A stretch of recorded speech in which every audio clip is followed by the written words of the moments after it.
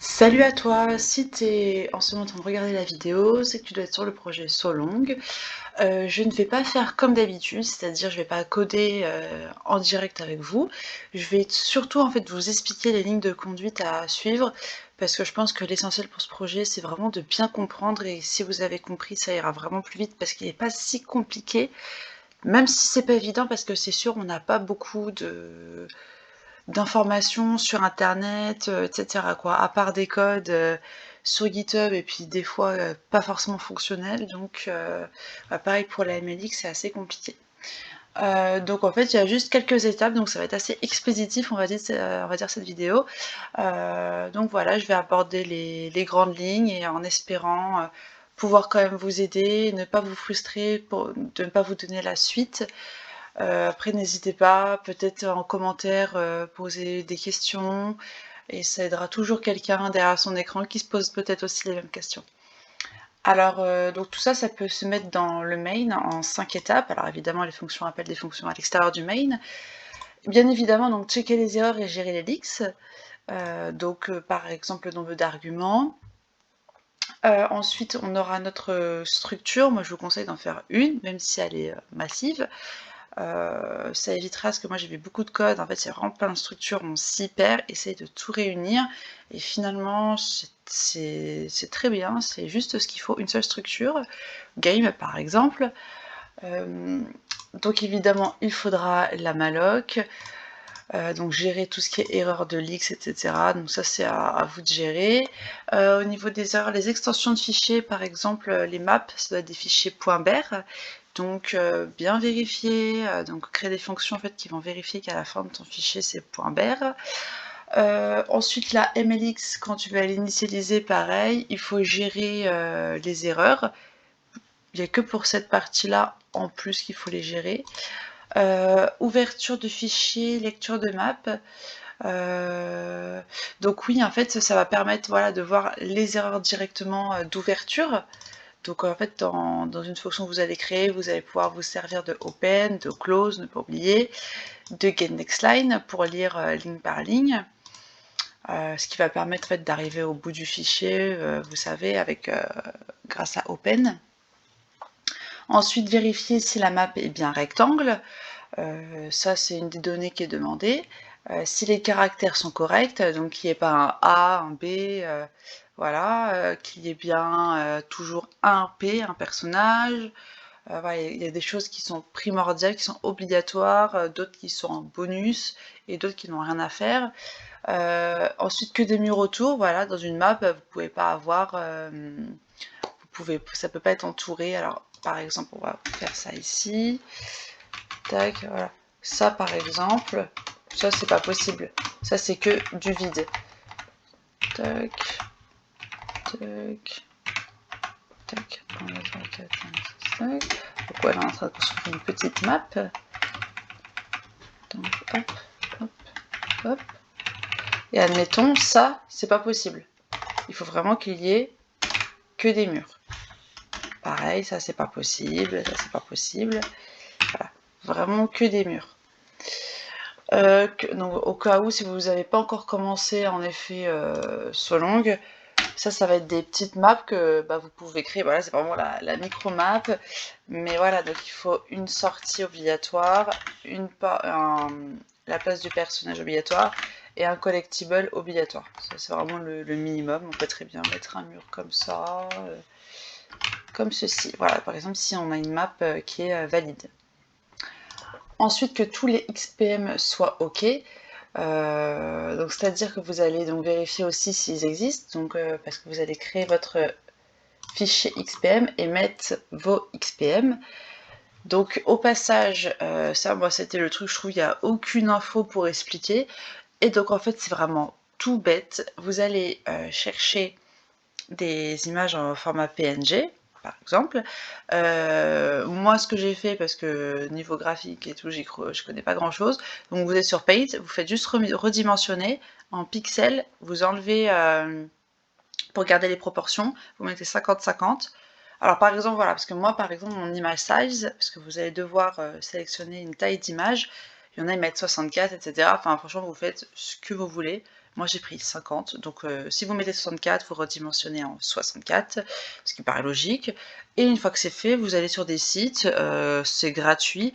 Alors par contre, des fois, ils vous autorisent pas plus de 6 fois de convertir justement les éléments, donc essayez de tout faire d'un coup, ou tant pis sur plusieurs jours, c'est pas bien grave. Et donc là, vous allez donc traduire les PNG en XPM. Et en fait, à partir de là, en fait, des images qui ressemblent à en fait, des images comme Google. Enfin, essayez quand même de prendre, par exemple, de taper sur Google en 2D, si vous voulez pas, je sais pas, un lapin, mettez lapin 2D. Voilà, ça peut, c'est quand même mieux au niveau du rendu. C'est quand même ce qui est attendu d'avoir un jeu en 2D. Donc là, en fait, je suis pas sur ma machine virtuelle, donc là, je pourrais pas le jouer parce que je suis pas sur Linux, là, je suis sur Windows. En tout cas, je peux juste vous montrer ma petite chauve-souris qui change en fait d'aspect à chaque fois, hop, hop, en fonction du nombre de déplacements, si c'est pair ou impair. Alors ça, c'est un petit truc en plus, c'est quand elle s'approche en fait d'un ennemi. Et là, c'est les gouttes de sang, elle c'est collectible, rock, bah ça va être tout ce qui est les murs. Là, ça va être l'endroit de la sortie, donc la chauve-souris qui dort. Ouais, c'est vraiment des images que je trouvais sur Google, hein. Et puis un soleil, voilà, c'est l'ennemi des chauves-souris, quoi. Donc voilà, donc vous allez vérifier si tout est OK, et donc dans ces fonctions, vous allez vous servir de MLX New Window, parce que bah, vous allez devoir donc créer donc une fenêtre, et du coup les mettre, donc voilà, les XPM, les mettre en image. Voilà, il y a eu pas mal de choses qui ont tourné sur les pixels, etc. Enfin franchement, il y avait des trucs, c'était vraiment compliqué, et au final vraiment, il y a juste ça, et c'est bon quoi. Voilà, en gros, bah là faudra dire si c'est un C, MLX, XPM File to Image, et puis bah faudra dire, bah donc par exemple, si c'est oui, si c'est du sang par exemple, et bah tu vas chercher à blood. Enfin xpm slash blood.xpm. Voilà. Ensuite, donc ça c'est vraiment la plus grosse partie, parce que c'est un peu chiant quand même, toutes ces fonctions à gérer. Ok, ensuite, bien évidemment, donc là on reste là-dedans donc pour gérer les leaks, toujours, enfin, faire une fonction exit par exemple pour sortir en fait, et de bien à chaque fois si c'est en fait de la Windows, de la destroy, hyper important, donc c'est à l'aide de cette fonction MLX destroy Windows. La MLX tout court en fait, donc destroy display, ne pas oublier de free en plus la MLX parce que ça pouvait avoir des leaks. Les sprites, c'est donc les sprites pour ceux du coup qui ne savent pas, c'est ça, hein. Ce sont les XPM, hein. On appelle ça des sprites. Donc destroy image, et surtout à la fin de votre fonction exit, bien free. Enfin, de toute façon, après vous verrez comment est-ce que vous allez mettre, et vous allez tester avec Valgrind, etc. Ok, donc ensuite on passe à enfin voilà, là vraiment on a fait le plus gros avant de commencer. Maintenant on va passer à l'initialisation de la structure. Donc bon voilà, vous mettez tout ce que vous avez déclaré dans votre structure, soit à nul, soit à 0.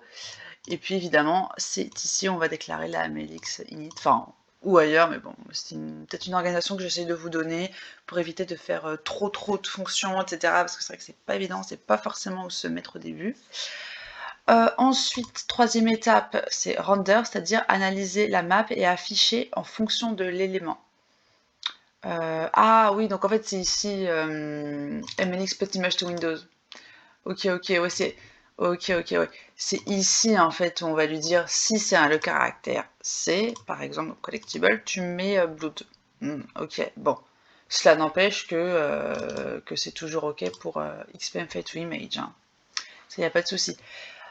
Ensuite, interaction avec le clavier. Donc là, ça va être la fonction MLX key hook.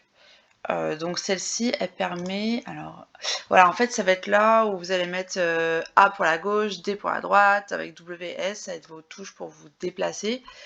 Mais bien évidemment, voilà, en fait grâce à MLX Keyhook, à l'intérieur vous pouvez mettre une fonction que vous allez créer, par exemple ft event key, et en fait à l'intérieur de cette fonction, vous allez pouvoir implémenter du code pour autoriser le personnage à avancer ou pas. Admettons, là le perso il est là, hop, là si admettons le perso on le fait déplacer là ici, donc est-ce qu'il a le droit d'aller en haut? Bah en fait on va lui dire que non, tant qu'il y a encore des collectibles, par exemple. Ou est-ce qu'il a le droit d'aller à gauche? Non, parce qu'il y a un mur. Par contre, il peut aller à droite, en bas, en haut. Voilà, donc ça va être le code à implémenter. Voilà, action si c'est OK, etc. Et à chaque fois, quand vous prenez un collectible, du coup, retirer le nombre de collectibles, faire moins, décrémenter, etc. Alors oui, ça c'est juste pour le bonus, par exemple, pour afficher sur l'écran le nombre de mouvements.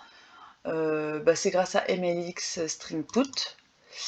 Voilà, et puis ensuite à la fin de votre main, évidemment, en fait, si vous ne mettez pas MLX Loop, en fait, ça affiche qu'une seconde, quoi. Enfin, qu'une microseconde, quoi. Donc, en fait, pour permettre à votre map de sans arrêt s'afficher avec tous les caractères, etc., en fait, il faut utiliser MLX Loop. De toute façon, vous pouvez faire l'expérience de ne pas le mettre, vous verrez bien. Et puis, pour finir, voilà, là, c'est MLX Hook, permet d'insérer une fonction pour fermer la fenêtre avec la croix. Voilà, tout ça après, ça va être de la recherche.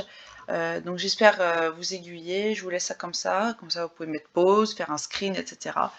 Donc j'espère vraiment vous avoir aidé. C'est vrai que c'est pas un projet facile à commencer, mais une fois qu'on a compris la ligne de conduite, voilà, donc je vous souhaite vraiment de vous éclater quand même dans ce projet, parce que c'est quand même assez rigolo de pouvoir créer avec du langage C un petit jeu 2D. Et voilà, bon courage pour la suite à tous, ciao!